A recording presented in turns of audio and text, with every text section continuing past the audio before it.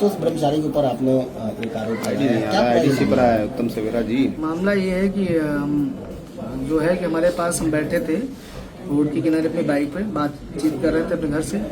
तो वहाँ पे 3 लोग आते हैं, तो बातचीत उन्होंने मेरे पिताजी जो हैं दंडी सन्यासी रहे, उनका नाम लिया और पूछा कि आप कैसे हैं, ठीक ठाक हैं। तो हमने कहा ठीक है, कल हम पहचाने हो नहीं पहचाने हो, तो हमने नहीं पहचाने हैं।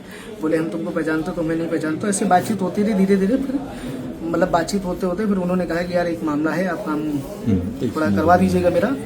तो हमने कहा काम करवाने के लिए कौन सा काम है आप बताइए।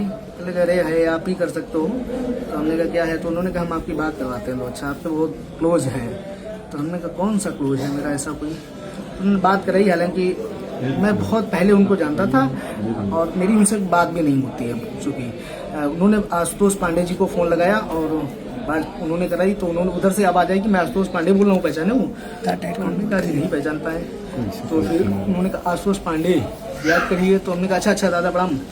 तो हमें याद है कि वही जो है कि वो संगठन चलाते थे ब्राह्मण सभा वाला करके। तो हमने कहा वही है। तो हमने कहा उनको प्रणाम बोले। तो उन्होंने कहा और सब बढ़िया है, वो आपके पिताजी के उसमें निधन में नहीं पहुँच पाया, ऐसी चीज़ें हैं और सब बढ़िया है, घर परिवार में सब कुशल है। तो हमने कहा जी।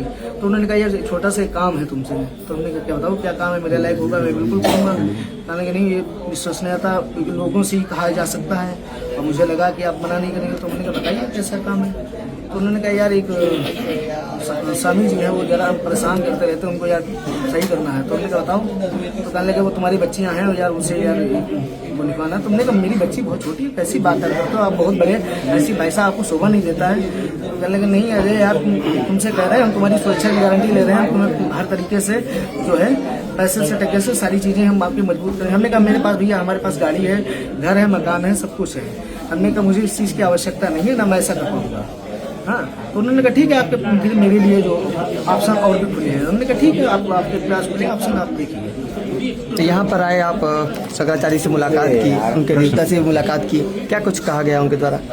नहीं उनके द्वारा कहा गया, मैंने उनके द्वारा कुछ नहीं आया हूँ और मैं आके अपना स्पष्टीकरण देना चाहता हूँ कि मेरा इस मामले में कोई लेना देना नहीं। मुझे लग रहा था कि मुझे कहीं इन्वॉल्व किया जा सकता था इस मामले में, तो मैं इन्वॉल्व नहीं हूँ, ना मैं किसी प्रकार का कोई जानता हूँ, ना मेरा उनसे कोई संबंध रहा है, ना शंकराचार्य जी से। आज मैं पहली बार शंकराचार्य जी से मिला हूँ। जिस प्रकार से आप पे दबाव बनाया गया था, अब आपको डराया भी जा रहा है, तो अगला कदम क्या होगा? क्या कोई आप मुकदमा दाखिल करेंगे उनके खिलाफ?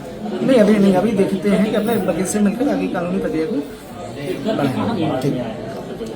एक टीटी करा